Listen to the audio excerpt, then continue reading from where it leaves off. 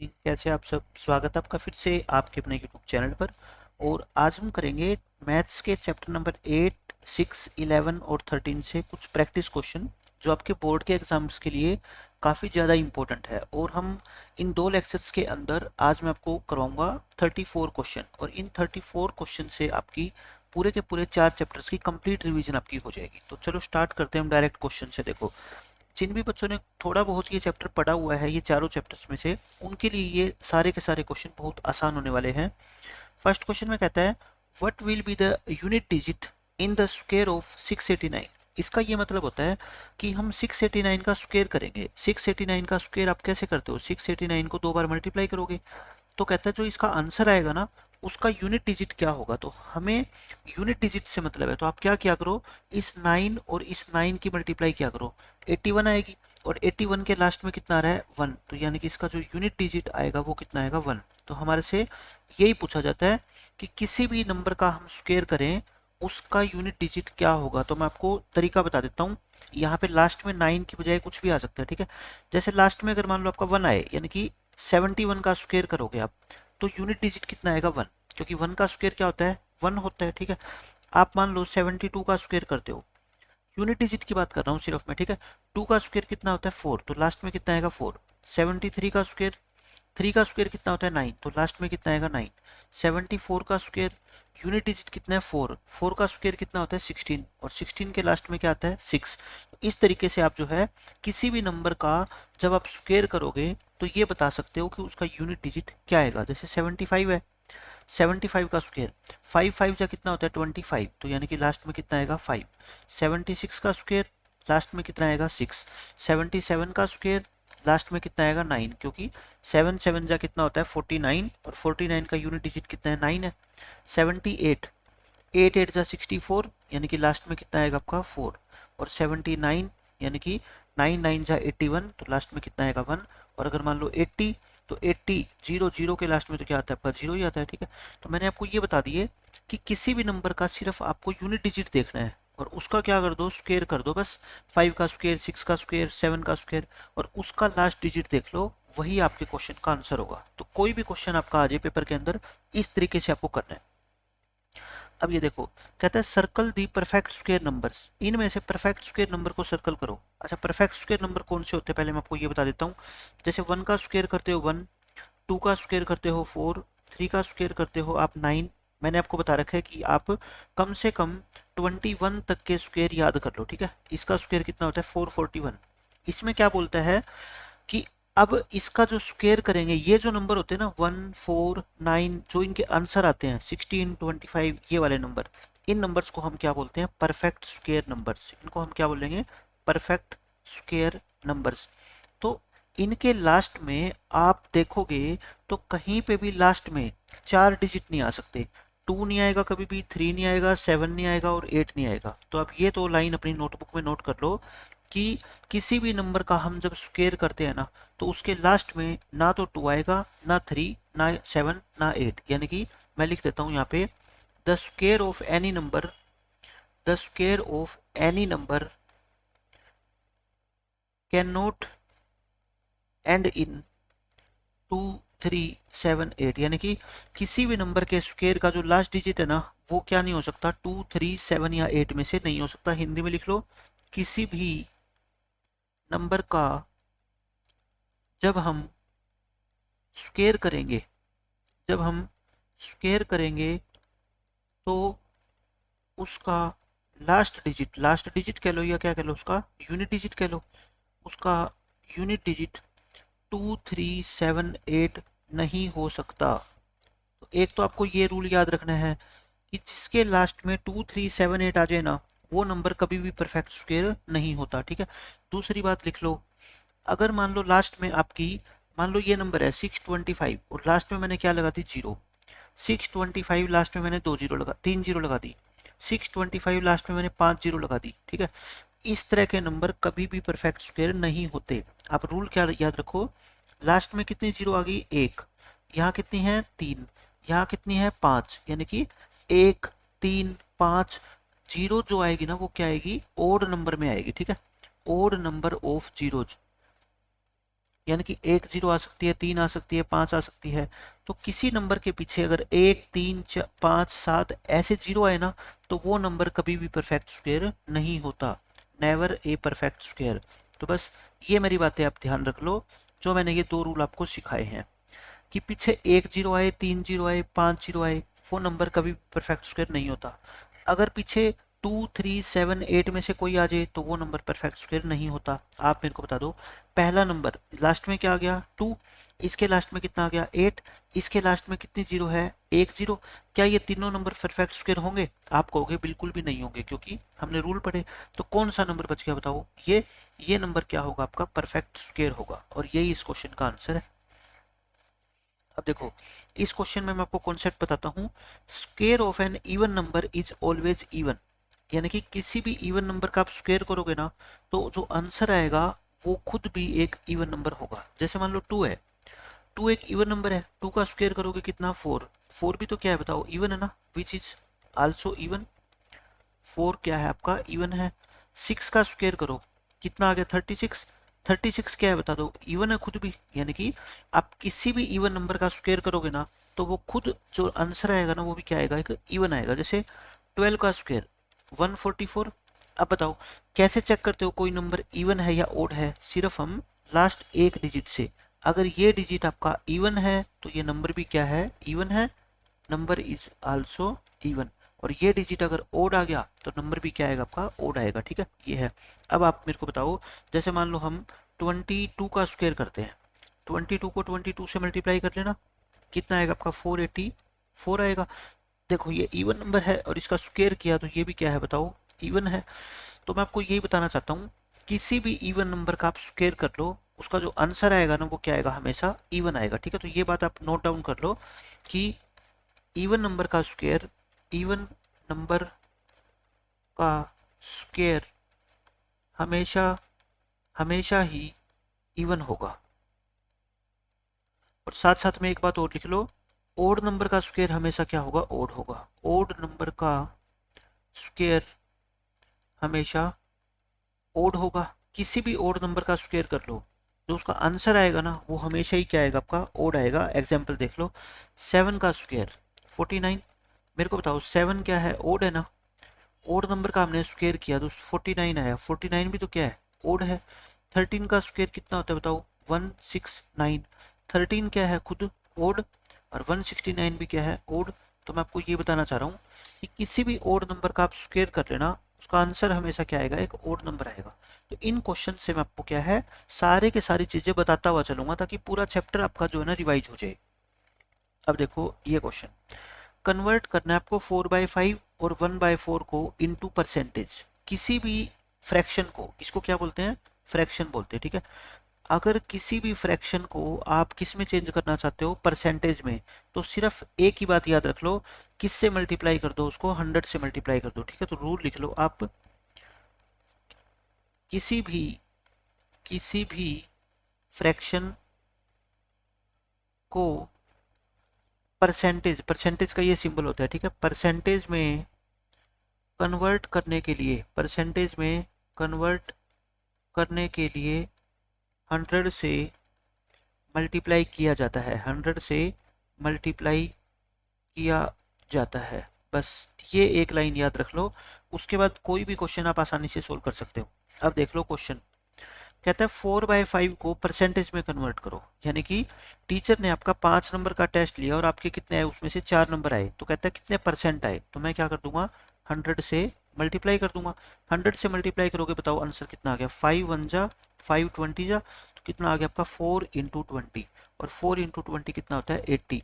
तो 80% इस क्वेश्चन का आंसर है। यानी कि अगर कोई आपसे कहे कि मेरे 4 नंबर आए हैं 5 में से, तो वो कह रहा है कि मेरे कितने नंबर आए हैं? 80%। परसेंट में अगर हम देखें तो उसके 80% मार्क्स है। ठीक है, अब देखो सेकंड फ्रैक्शन 1/4, 1/4 को कन्वर्ट करते हैं हम। तो 1/4 को करना हो चाहे किसी को भी करना हो, मैंने क्या बताया आपको? सिर्फ 100 से क्या कर दो? मल्टीप्लाई कर दो और कैंसिल कर दो। 4 1 जा 4 25 जा, तो कितना आ गया आपका बताओ? 25%। तो ऐसे क्वेश्चन भी एग्जाम में पूछे जाते हैं कि आपको एक फ्रैक्शन दे देंगे और किस में चेंज करना है आपको? उसको परसेंटेज में। सिर्फ 100 से क्या कर देना? मल्टीप्लाई कर देना, आंसर आ जाएगा आपका। अब देखो रेशो निकालना होता है आपको, find the ratio of 210 metre and 1 kilometre. मैं आपको ये बता देता हूँ, किन्हीं भी दो टर्म्स का रेशो तब निकलता है जब इनकी जो ये यूनिट होती है ना, ये क्या हो, सेम हो। यहाँ पे मीटर है और यहाँ पे किलोमीटर है, हम इन दोनों टर्म का डायरेक्ट रेशो नहीं निकाल सकते। तो नोट कर लो आप, दोनों टर्म्स की, दोनों ये जो टर्म्स है ना, एक 210 और एक 1, दोनों टर्म्स की यूनिट सेम होनी चाहिए, यूनिट सेम होनी चाहिए, तभी हम उनका रेशो निकाल पाएंगे, रेशो निकाल पाएंगे। तो बस मैं ये सारी चीज़ें आपको नोट करवाता जाऊंगा ताकि बाद में जब आप रिवाइज करो चैप्टर को तो आसानी हो। तो आप कहोगे ये तो किलोमीटर है और एक ये मीटर है, तो मुझे रिलेशन पता है कि 1 किलोमीटर के अंदर 1000 मीटर होते हैं ना, ये आपको सबको पता ही होगा, छोटी क्लासों से आप पढ़ते आए हो। 1 किलोमीटर में जो है वो कितने मीटर होते हैं, 1000। तो इस 1 किलोमीटर को मैं क्या लिख दूं, 1000 मीटर लिख दूं। अब देखो ये भी मीटर और ये भी मीटर सेम होगी। आपसे क्या पूछा है, रेशो। तो इसका रेशो 210 का रेशो का मतलब ये सिंबल होता है रेशो का, 1 किलोमीटर यानी कि 1000 मीटर। और आप इसको डिवाइड भी कर सकते हो, आप इसको ऐसे लिख दो चाहे रेशो में लिख दो, दोनों का एक ही मतलब होता है, ठीक है। एक जीरो से एक जीरो कट गई तो कितना आ गया आपका 21 और नीचे कितना आ गया 100। तो बस यही आपके इस क्वेश्चन का आंसर है। तो बिल्कुल सिंपल क्वेश्चन था। अच्छा, आपसे ऐसे भी पूछा जा सकता है, जो आपकी टेक्स्ट बुक में क्वेश्चन दे रखा है कि find the ratio of 10 metre to 1 kilometre. तो मैंने अभी बताया आपको कि चाहे आपको कैसा भी रेशो पूछा गया हो, इस 1 किलोमीटर में क्या होते हैं बताओ, 1000 मीटर।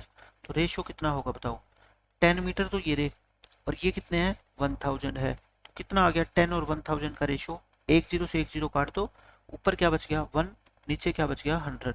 तो यही आपके इस क्वेश्चन का क्या आ जाएगा आंसर। अगर आपको क्वेश्चन पेपर में ये पूछ लिया जाए कि रेशो निकालो 10 मीटर का और 1 किलोमीटर का, तो उसका आंसर कितना आएगा 1:100। याद रखना ये चीजें, गलती ना करना इन चीजों में कि 1:1000 आएगा या 100 आएगा, ठीक है।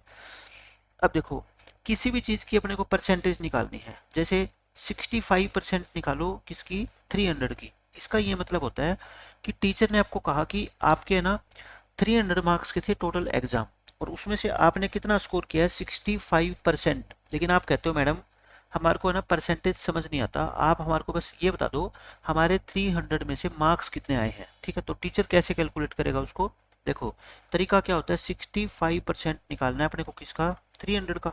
आप एक ही तरीका समझ लो, परसेंटेज अगर फाइंड करनी है ना, परसेंटेज के सिंबल को हटा दो, परसेंटेज के सिंबल को क्या कर दो, हटा दो, और उसकी जगह नीचे क्या लगा दो 100, ठीक है। 100 से डिवाइड कर दो, और ऑफ का मतलब क्या होता है मैथमेटिक्स में, मल्टीप्लाई। इनटू में कितना आएगा 300, और बस आपका क्वेश्चन सोल्व। ये 3 पे कट गया, आंसर कितना आ गया 65 इंटू 3 यानी कि 195, और यही इस क्वेश्चन का आंसर है। यानी आपको 300 का अगर 65% कहना हो तो आप कितना कहोगे 195 रुपीज। अब देखो इसी तरह से आपका सेकंड पार्ट है, आपको क्या निकालना है 75% निकालना है किसका, 600 का। अभी मैंने आपको क्या बताया, 75 के नीचे क्या लगा दो 100 और इनटू में क्या कर दो 6। अब देखो कैसे सोल्व करते हैं, 2 जीरो से 2 जीरो काट दो, कितना रहेगा आपका 75 इंटू में 6 मल्टीप्लाई करोगे कितना आएगा 450। 450 रुपये इस क्वेश्चन का क्या है आंसर आ जाएगा। तो मैंने आपको परसेंटेज भी निकालनी सिखा दी, रेशो भी निकालना सिखा दिया, और कुछ और हमने बेसिक क्वेश्चन भी पढ़ लिए। अब देखो ये बिल्कुल बेसिक क्वेश्चन होता है, आपको कहता है cost of 110 pens is this. मतलब आप दुकान पे पेन खरीदने गए, दुकानदार कहता है कि 110 पेन आप खरीदोगे ना तो वो 660 के आएंगे, लेकिन हम कहते हैं 110 नहीं खरीदने, हमारे को 120 खरीदने हैं। तो बताओ आपको कितने पैसे देने पड़ेंगे दुकानदार को। तो हम क्या लिखेंगे बताओ, कॉस्ट ऑफ 110 पेन्स, वो कितनी है 660 रुपीज है। अब पहले क्या निकाल लिया करो, एक पेन की कॉस्ट निकालो, एक पेन की। तो 660 को 110 से क्या कर दो, डिवाइड कर दो, एक पेन की कॉस्ट आ जाएगी। जीरो से जीरो कट गया, 11 वन जा 11 सिक्स जा यानी कि 6 रुपीज। कहने का ये मतलब है कि एक पेन जो है ना वो 6 रुपये का आता है। अब कितने की निकालनी है 120 की। तो एक पेन की कॉस्ट जब निकल गई 6 रुपये, 120 पेन कितने के आएंगे 120 से मल्टीप्लाई कर दो, तो कितना आंसर आ जाएगा आपका 720 रुपीज। इस क्वेश्चन का आंसर कितना है 720 रुपीज। बिल्कुल बेसिक क्वेश्चन होता है ये तो। इसमें देखो क्वेश्चन में क्या कहता है आपसे, the two diagonals of a rhombus are 40 and 28 centimetre, find its area. Area निकालना है। फॉर्मूला मैंने आपको बता रखा है एरिया का। एरिया ऑफ रोम्बस क्या होता है, एरिया ऑफ रोम्बस एग्जाम में सबसे पहले आपको क्या लिखना है, फॉर्मूला लिखना है, ठीक है। दोनों डायगोनल की मल्टीप्लाई करके और 2 से क्या कर दो, डिवाइड। तो देखो दोनों डायगोनल कितने कितने आपके, एक 40 एक 28, और 2 से क्या कर दो, डिवाइड। बस जहाँ कटता है वहाँ काट दो इसको। इसको जो है ना आप क्या कर दो, कैंसिल कर दो। कैंसिल कितने पे होएगा बताओ, 2, ये 14 पे हो गया। तो 40 इंटू 14, 14 4 जा कितना होता है 56, और एक जीरो लगा दो। और एरिया पूछा है तो एरिया हमेशा किस में आएगा, स्क्वायर में, और यूनिट क्या है सेंटीमीटर, तो सेंटीमीटर स्क्वायर। इस क्वेश्चन का क्या आ जाएगा, आंसर आएगा। तो बिल्कुल बेसिक फॉर्मूले के ऊपर बेस्ड क्वेश्चन है ये तो।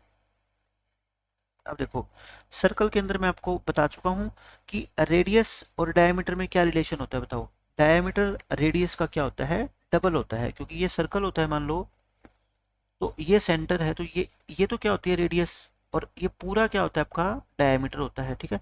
तो डायमीटर क्या होता है, रेडियस का 2 गुना होता है, डबल होता है। तो आपको क्वेश्चन में क्या गिवन है बताओ, रेडियस गिवन है 3.5, 3.5, तो डायमीटर कितना होगा बताओ मेरे को। आप कहोगे जी 3.5 का डबल, 3.5 का डबल कर दो। देखो किसी भी नंबर का डबल करने का मतलब क्या होता है, उसको 2 बार क्या कर दो, आप ऐड कर दो। भाई आपके पास भी 3.5 रुपए हैं और आपके भाई के पास भी 3.5 रुपए हैं, दोनों के पास मिला के कितने हो गए, 7 हो गए ना। तो डायमीटर कितना आएगा इसका, 7 आ जाएगा, और यही इस क्वेश्चन का आंसर है। सेंटीमीटर है तो ये भी किस में आएगा, सेंटीमीटर में। ये आ गया आपका।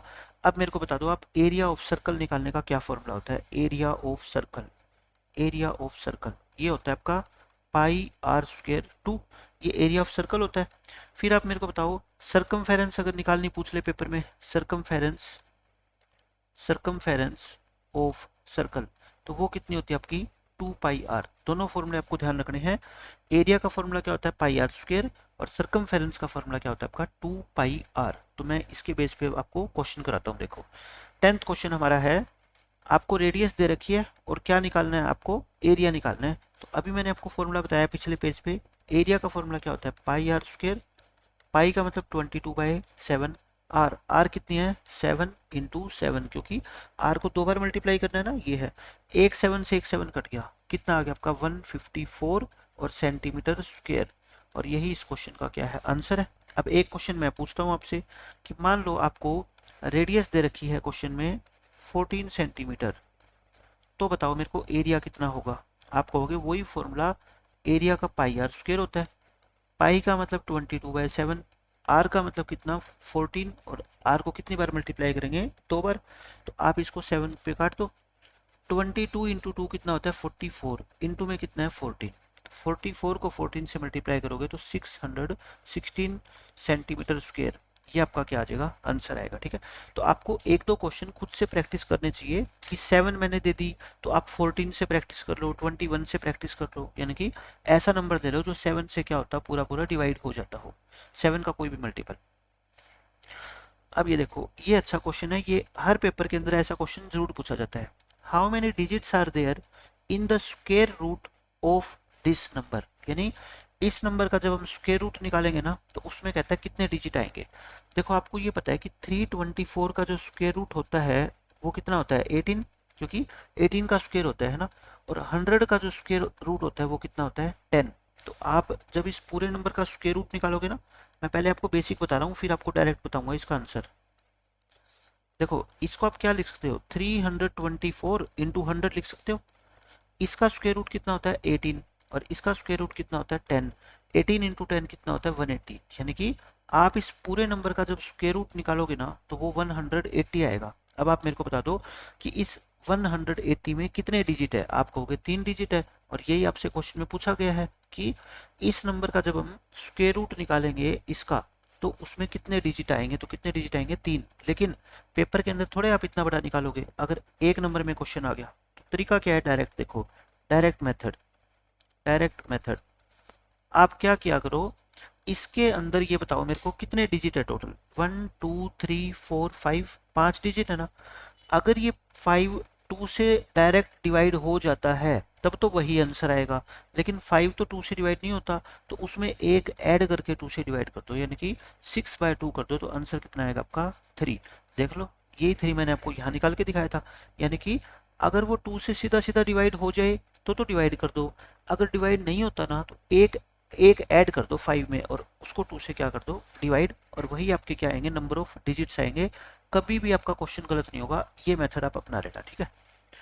अब देखो नेक्स्ट क्वेश्चन, आपको क्यूब की क्या दे रखी है, साइड दे रखी है। आपको क्यूब की क्या दे रखी है, साइड दे रखी है, और इसकी वॉल्यूम भी निकालनी है और टोटल सरफेस एरिया भी निकालना है। तो बताओ मेरे को, क्यूब की जो वॉल्यूम होती है, वॉल्यूम वो कितनी होती है, साइड इंटू साइड, यानी कि साइड को 3 बार क्या कर दो आप मल्टीप्लाई कर दो, वॉल्यूम आएगी। यानी कि 8 इंटू 8 इंटू 8, 8 जा कितना होता है 64 इंटू 8, 64 को 8 से मल्टीप्लाई करोगे 512, और ये मीटर है तो वॉल्यूम किस में आएगी बताओ, मीटर क्यूब में आएगी, क्योंकि हमने साइड को कितनी बार मल्टीप्लाई किया, 3 बार, ठीक है। तो ये आप फॉर्मूला याद रख लेना, क्यूब का जो भी साइड हो ना उसको 3 बार मल्टीप्लाई कर दो, वो क्या आ जाएगी, उसकी वॉल्यूम आ जाएगी, ठीक है। अब बात आती है किसकी, total surface area. Total surface area, आप जहां पे भी इस टाइम बैठे हो ना, मान लो आप अपने रूम में बैठे हो, उस रूम के चारों तरफ नजर लगाओ, 4 तो इसमें आपको दीवारें नजर आएगी, एक फर्श और एक छत, ठीक है। और क्यूब का मतलब होता है कि इस कमरे की लेंथ, ब्रेड्थ और हाइट बिल्कुल सेम होती है, ठीक है। जैसे चौक का डिब्बा आपने देखा है, ठीक है, चौक के डिब्बे की लेंथ, ब्रेड्थ और हाइट क्या होती है, सेम। तो किसी एक दीवार का आप अपने कमरे में जो आपके आंखों के सामने दीवार बनी हुई ना, उसकी तरफ नजर घुमाओ, इसकी साइड मान लो ये 10 मीटर है, तो सारी 10 है ना, तो इसका एरिया कितना होगा बताओ, 10 इंटू 10 यानी कि 100 मीटर स्क्वायर, ये आ गया। और ऐसी ऐसी कमरे में कितनी दीवारें हैं, 6, यानी कि 4 तो दीवारें, एक छत और एक फर्श, यानी कि ऐसे ऐसे क्यूब के कितने फेस, फेस बोलते हैं इनको, कितने हैं, 6 है। तो एक का एरिया निकाल के 6 से गुणा कर दो, तो बताओ क्या आ जाएगा आपका, TSA। TSA का मतलब क्या होता है, total surface area, total surface area. Total surface area का फॉर्मूला क्या हुआ बताओ, 6 इंटू जो साइड है ना इसकी, उससे क्या कर दो, स्क्वायर कर दो, ठीक है। तो यानी कि 6 इंटू ए स्क्वायर, यानी 8 इंटू 8, 8 जा कितना होता है 64, 64 को 6 से क्या कर दो मल्टीप्लाई, ये आपका आएगा 384 मीटर स्क्वायर। तो बस आपको एक फॉर्मूला याद रखना है इसका, टोटल सरफेस एरिया कि एक दीवार का एरिया निकाल लो 8 इंटू 8, ठीक है, और उसको 6 से क्या कर दो मल्टीप्लाई, आपका आंसर आ जाएगा। तो अच्छा क्वेश्चन था, इससे दोनों फॉर्मूले आपके याद हो गए, वॉल्यूम का भी और किसका, टोटल सरफेस एरिया का भी। अब ये देखो, ये बहुत अच्छा क्वेश्चन है, आपको एरिया ऑफ ए स्क्वायर दे रखा है क्वेश्चन में, और आपको इसकी साइड निकालनी है। सब बच्चों को पता है कि स्क्वायर का एरिया कैसे निकालते हैं। जैसे ये स्क्वायर है, मैं आपको एक एग्जांपल देता हूँ, इसकी साइड मान लो 11 है, ये भी 11, ये भी 11, ये भी 11, तो एरिया कितना होता था 11 इंटू 11, यानी कि 121 मीटर स्क्वायर, ठीक है। लेकिन अब ये क्वेश्चन उल्टा है, इसमें एरिया आपको खुद को बता दिया, इसने एरिया बता दिया, कहता है मैं कहता हूँ एरिया कितना है 169 है, आप तो बस मेरे को क्या बता दो, साइड। तो साइड क्या होगी, जो ये एरिया होता है ना, एरिया, इसका क्या निकाल दिया करो आप, स्क्वायर रूट निकाल दिया करो, ठीक है। क्योंकि देखो 121 का पास स्क्वायर रूट निकालेंगे तो वही साइड आ जाएगी ना 11, तो 169 का और 169 का स्क्वायर रूट कितना होता है 13, क्योंकि 169 किसका स्क्वायर होता है 13 का, तो इसकी साइड कितनी आएगी अपनी 13 मीटर, और यही इस क्वेश्चन का क्या है आंसर है। तो आपसे कुछ भी पूछा जा सकता है, इस तरीके से आपको स्क्वायर याद होने चाहिए, कितने, 1 से लेके कम से कम 25 तक आप स्क्वायर याद कर लो, ठीक है। लास्ट के मैं लिखवा देता हूँ आपको, 21 का स्क्वायर कितना होता है 441, 22 का स्क्वायर याद कर लो 484, 23 का स्क्वायर कितना होता है आपका 529, और 24 का स्क्वायर होता है आपका 576, और 25 का स्क्वायर होता है आपका 625। बाकी आपको पता ही है 1 to 20 तक आप लिख ही सकते हो आसानी से, मल्टीप्लाई करके देख लो, और 21 से लेके 25 तक मैंने लिखवा दिए। तो ये स्क्वायर सारे आपको याद होने चाहिए, तो फटाफट क्वेश्चंस का आंसर आप दे सकते हो। अब देखो नेक्स्ट क्वेश्चन, एक क्यूबॉइड है, लेंथ दे रखी है, ब्रेड्थ दे रखी है, हाइट दे रखी है, अपने को वॉल्यूम निकालनी है, टोटल सरफेस एरिया। तो बताओ मेरे को वॉल्यूम का फॉर्मूला क्या होता है, आपको सभी को पता है, लेंथ, ब्रेड्थ और हाइट तीनों को क्या कर दो, मल्टीप्लाई कर दो, वो क्या आ जाएगी, वॉल्यूम आ जाएगी अपनी, ये है। तो निकालो अब इसमें, लेंथ कितनी 12, ब्रेड्थ कितनी 10, हाइट कितनी 8, तो तीनों की मल्टीप्लाई करो। देखो मल्टीप्लाई कैसे करते हैं, 12 एट जा कितना होता है 96, और 10 से क्या कर दो इसको मल्टीप्लाई, यानी कि 960, और ये मीटर है तो वॉल्यूम किस में आएगी, मीटर क्यूब में। तो मैंने आपको क्या निकाल के दिखा दी, वॉल्यूम निकाल के दिखा दी। अब मैं बात करूंगा किसकी, टोटल सरफेस एरिया की। टोटल सरफेस एरिया क्या होता है बताओ क्यूबॉइड का, 2 into L B plus B H plus में एच एल, यानी कि ये तीनों जो साइड है ना इनकी आपस में मल्टीप्लाई करो। देखो 12, एक 12 है, एक 10 है, एक 8 है। 12 की 10 से करो 120, फिर 10 की 8 से करो 80, फिर 12 की 8 से करो 96। तो ये कितना आ गया बताओ, 2 इंटू ये 200 और ये 96, यानी कि 296, इसको 2 से क्या कर दो मल्टीप्लाई कर दो, 592 मीटर स्क्वायर। एरिया हमेशा किस में आता है, स्क्वायर में आता है, और वॉल्यूम किस में आती है, क्यूब में। इन छोटी छोटी बातों का आपको ध्यान रखना है। अब ये देखो, ये तो आप छोटी क्लासों से पढ़ते आए हो, ये चीज़ मैं आपको एक आसान कॉन्सेप्ट समझा देता हूँ क्योंकि आपके मेंसुरेशन में काफ़ी यूज होता है।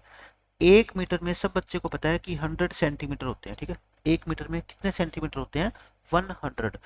लेकिन 1 मीटर स्क्वायर में कितने सेंटीमीटर स्क्वायर होते हैं, आपसे ये पूछ ले। 1 मीटर क्यूब में कितने सेंटीमीटर क्यूब होते हैं, ये पूछ ले। तो देखो क्या करोगे आप, मैं आसान सा तरीका बताता हूँ। 1 मीटर में 100 सेंटीमीटर होते हैं, ठीक है। लेकिन स्क्वायर जब आप करोगे ना तो 100 को भी क्या करोगे, 2 बार मल्टीप्लाई। क्यूब जब आप करोगे ना तो 100 को कितनी बार मल्टीप्लाई करोगे, 3 बार मल्टीप्लाई करोगे, ठीक है। और इसका आंसर कितना होता है बताओ, 10,000। और इसका आंसर कितना होता है फिर बताओ, 10 lakhs। एक के आगे 6 जीरो लगाओगे तो 10 लाख बन जाएगा ना। तो ये बात आपको पता होनी चाहिए। इस तरह से मीटर स्क्वायर को और मीटर क्यूब को भी हम किस में कन्वर्ट कर सकते हैं, सेंटीमीटर क्यूब में। और ये आपको एक और पता होना चाहिए कि 1 मीटर क्यूब में 1000 लीटर होते हैं, ठीक है। 1 मीटर क्यूब में 1000 लीटर होते हैं। ये सारी की सारी चीज़ें आप नोट कर लिया करो, ताकि जब रिवाइज करो, कोई आपका एग्जाम है, स्कूल में कोई टेस्ट है, जब आप रिवाइज करोगे तो जैसे ही आप एग्जाम में ऐसा क्वेश्चन देखोगे आपका आंसर तुरंत आ जाएगा। अब देखो क्वेश्चन में क्या कहता है आपसे, 1 मीटर में कितने सेंटीमीटर होते हैं, आप मेरे को बता दो। आप कहोगे जी 100 होते हैं। 1 मीटर स्क्वायर में तो 100 को 2 बार मल्टीप्लाई करेंगे, और क्यूब है तो 100 को कितनी बार मल्टीप्लाई करेंगे, 3 बार, यानी कि 6 जीरो लगा देंगे। 1 मीटर क्यूब में कितने लीटर होते हैं बताओ, 1000 होते हैं, 1000 लिख दो। अब पेपर में अगर आपके क्वेश्चन ये आ जाए कि बताओ 75 मीटर क्यूब में कितने लीटर होते हैं, तो मैं कहता हूं कि 1 मीटर क्यूब में 1000 लीटर होते हैं। तो लीटर निकालने हो तो इसके आगे 3 जीरो लगा दो, है ना। तो कितने हो जाएंगे बताओ, ये 75 मीटर क्यूब में कितने होंगे, 75,000 लीटर्स। अगर मैं कहूँ 114 मीटर क्यूब में कितने लीटर होंगे, तो आप कहोगे सर बस 3 जीरो लगा दो पीछे, उतने ही क्या होंगे आपके लीटर होंगे। तो मैंने ये कॉन्सेप्ट आपको समझा दिया, और इसके ऊपर पेपर में कैसे कैसे क्वेश्चन पूछे जा सकते हैं वो भी हमने सीख लिए। अब ये देखो, ये प्रॉफिट लॉस का क्वेश्चन आ गया। कॉस्ट प्राइस, सीपी क्या होती है आपकी, कॉस्ट प्राइस। कॉस्ट प्राइस होता है जिस प्राइस के ऊपर आप किसी बुक को खरीद के लेके आए हो, ठीक है। कॉस्ट प्राइस कितना है, 3000, यानी कि आपने एक बुक 3000 रुपीज में खरीदी और उसको 25% के लॉस पे आपने बेच दिया। तो कहता है परसेंट में नहीं, मुझे ये बताओ आपको कितने रुपए का नुकसान हो गया। तो कितने का नुकसान हो गया बताओ, आप 25% निकाल लो। किसका 25%, जितने में आप उसको खरीद के लेके आए थे। और आज ही मैंने आपको बताया था कि परसेंट निकालना है। परसेंट का सिंबल हटाने के लिए क्या करो, 100 से डिवाइड, और ऑफ का मतलब क्या होता है, मल्टीप्लाई, इनटू में 3000। अब आप क्या करोगे बताओ, 2 जीरो से 2 जीरो काट दो, कितना आंसर आ गया, 25 इंटू 30। 25 3 जा 75 होता है, और एक जीरो लगी हुई है, जीरो लगा दो, ठीक है। तो यानी कि आपका जो लॉस आ गया ना वो कितना आ गया बताओ, 750 रुपये हो गए। यानी आप 3000 की कोई चीज़ खरीद के लेके आए हो बाजार से, और आकर उसको बेच दिया, लेकिन बेचने के कारण आपको नुकसान हो गया कितना, 750 रुपये का। अगर आपसे इसी क्वेश्चन में सेलिंग प्राइस पूछ ले, सेलिंग प्राइस एसपी, बेचा कितने में, आप मेरे को बताओ। 3000 रुपये में खरीद के लाए थे, 750 का आपने नुकसान कमा लिया, तो बेचा कितने में होगा, 2250 रुपये में बेचा होगा। कोई भी बच्चा बता देगा कि 3000 से कम में बेचेंगे तभी तो नुकसान होएगा, और कितने कम में बेचेंगे, जितना नुकसान हुआ है। 750 का नुकसान हो गया, 750 कम में हमारे को इसको बेचना पड़ेगा। ये क्वेश्चन है आपका प्रॉफिट का, लॉस का, कुछ भी पूछे ऐसे हम कर सकते हैं। अब देखो आपको निकालना है 4.41 का स्क्वायर रूट, यानी कि 4.41 का स्क्वायर रूट, ये निकालना है आपको। मैं कहता हूँ जब भी पॉइंट आए ना, आप पॉइंट को हटा दो, एक नीचे कितनी जीरो लगा दो, 2 जीरो, 1 2, ठीक है। अब ऊपर वाले का अलग स्क्वायर रूट करो और नीचे वाले का अलग स्क्वायर रूट करो।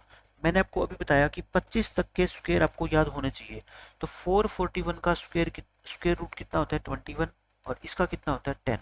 आंसर आपका कितना आ गया, 21/10। लेकिन फ्रैक्शन में नहीं, आपको डेसिमल में छोड़ना है, तो कितना आएगा फिर, 2.1 आ जाएगा। तो 2.1 इस क्वेश्चन का क्या है, करेक्ट आंसर। अच्छा, पेपर में जरूरी थोड़े कि यही पूछा जाएगा, पेपर में आपसे पूछ रहे 12.25 का स्क्वायर रूट बताओ। आप क्या कर दो, इसको पहले डेसिमल को क्या करो, खत्म करो, नीचे 100 लगा दो, क्योंकि दो दो डिजिट है, ठीक है। अब 1225 का स्क्वायर रूट अलग और 100 का स्क्वायर रूट अलग। अच्छा, अब 100 का तो सभी बच्चे जानते हैं 10 होता है, इसका कितना होता है, इसका स्क्वायर रूट निकालने के हमारे पास दो मेथड है। एक तो लॉन्ग डिवीजन मेथड होता है और एक क्या होता है, फैक्टराइजेशन मेथड। तो फैक्टराइजेशन मेथड देखो क्या होता है, 1225, 5 से डिवाइड हो रहा है ये, 5 2 जा 10, और फिर कितना बच गया आपका, 5 4 जा और 5 5 जा, फिर 5 से डिवाइड कर दो, 5 4 जा, और ये कितना आ गया आपका, 5 9 जा, फिर 7 से कर दो, ये आ गया। तो यानी कि 1225 को आप लिख सकते हो 5 इंटू 5, 7 इंटू 7। तो इसका स्क्वायर रूट कितना होगा बताओ। पेयर में से एक नंबर बाहर आता है, ये 5 और 5 का पेयर है ना, एक बाहर आ जाएगा, एक इसमें से बाहर आएगा, तो यानी कि 35। तो इसका स्क्वायर रूट कितना होगा आपका, 35, और 100 का तो सब जानते ही हैं 10 होता है। तो आंसर कितना आएगा आपका, 3.5। तो अच्छा क्वेश्चन है, और ऐसे क्वेश्चन भी पेपर के अंदर पूछे जाते हैं, लेकिन बहुत आसान होते हैं निकालने। बस आपको इस चैप्टर में क्या निकालना आना चाहिए, स्क्वायर रूट निकालना आना चाहिए, तो आपकी आधी समस्या खत्म हो जाएगी, ठीक है। तो इस लेक्चर में मैंने आपको 17 क्वेश्चन करवा दिए।